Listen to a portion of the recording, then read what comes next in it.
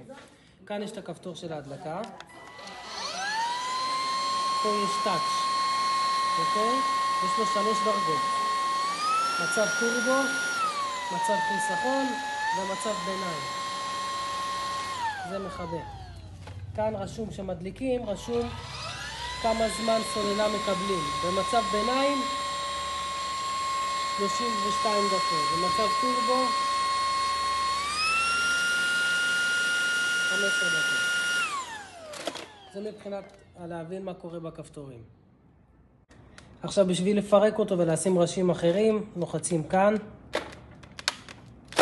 מרימים, אוקיי? וכאן יש את הראשים, אפשר לשים את הראש הזה, או כל ראש אחר שרוצים בשביל העבודה.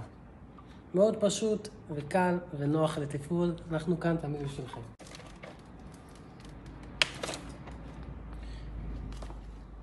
עוד שתי דברים, זה הסוללה.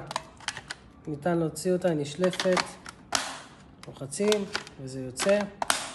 ולגבי התא פסולת שלו, פשוט הולכים לפח ולוחצים וכל הלכלוך יוצא. אוקיי? פשוט אתה מלא כרגע. אז זה הכל ייפול אל הרצפה. אבל הולכים לפח, לוחצים, זה נפתח.